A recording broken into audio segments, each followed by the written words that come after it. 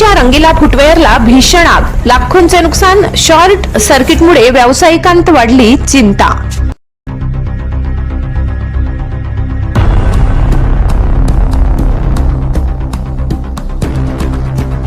शहरातील लाईट बाजार भागातील रंगीला फुटवेअर या दुकानाला आज पहाटे 5 ते 5:30 वाजेच्या दरम्यान भीषण आग लागली। या आगीत दुकानातील 30 ते 40 लाखांचे चप्पल, बूट आणि फर्निचर जळून खाक झाले। दुकान मालक दीपक तुकाराम अहिरे यांच्या म्हणण्यानुसार ही आग शॉर्ट सर्किटमुळे लागली असावी। घटनेची माहिती मिळताच नगरपालिकेचे अग्निशमन दलाच्या कर्मचाऱ्यांनी तात्काळ घटनास्थळी धाव घेत आग आटोक्यात आणली।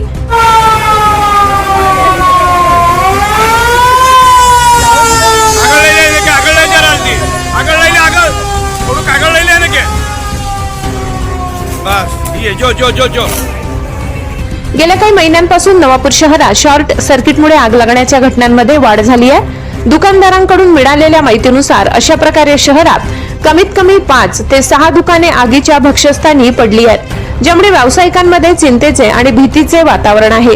या आगींमुळे मोठे आर्थिक नुकसान झाल्याने दुकान मालक दीपक अहिरे यांनी प्रशासनाकडे नुकसान भरपाईची मागणी केली आहे। प्रशासनाने याकडे गांभीर्याने लक्ष देऊन अशा वारंवार होणाऱ्या घटना टाळण्यासाठी योग्य उपाययोजना कराव्यात अशी मागणी स्थानिक व्यापारी जोर धरत आहेत। नवापूर गर्जना न्यूज चॅनल नेटवर्क।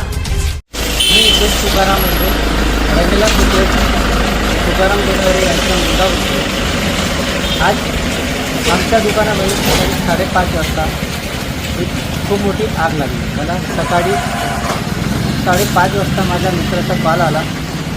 त्याने मला सांगितलं की तुमच्या दुकानामधला एक धुवा निघत आहे, तर तू लवकरात लवकर दुकानाकडे ये। मी सकाळी माझ्या भावांना उठवलं, पप्पांना जागवलं आणि त्यांना सांगितलं की आपल्या दुकानामध्ये काहीतरी झालं आहे। आम्ही लवकरात लवकर इथं पोहोचलो। इथं आल्यानंतर आम्ही पाहिलं की दुकानामध्ये खूप मोठी आग आणि धुवा बाहेर येत होता। तिथं जनक पण होते, जनक म्हणून, आणि एक अविनाश शाह म्हणून पण होते, कुणाल शाह म्हणून पण होते। आम्ही इथं आग शटर उघडण्याचा प्रयत्न केला, पण शटर खूप गरम होता आणि आमचं जे दुकान आहे ते असं सरळ आहे, लांब आहे, 70 फुटाचं आहे, तर ते शटर उघडत नव्हता।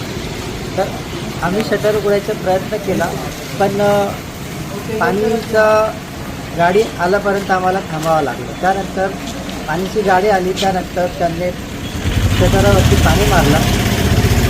मग नंतर आम्ही शटर उघडवलं। शटर उघडून पाहिलं तर आमच्या दुकानामध्ये खूप मोठा नुकसान झाला होता। आम्ही ते मध्येपर्यंत पाहिला तर पाणी मारून आम्ही आग विझवण्याचा प्रयत्न केला, पण पाहिलं की जे आमचं फर्निचर आहे आणि जे माल आहे ते पूर्ण जळून गेलेला होता। तरी पण किती नुकसान झालं तुमचं? आमच्या दुकानामध्ये, माझ्या दुकानामध्ये 40 लाखाचा माल होता आणि 10 लाख रुपयाचा फर्निचर होता। आता माझं एकूण 50 लाख रुपयाचं इथं इन्व्हेस्टमेंट करून आम्ही दुकान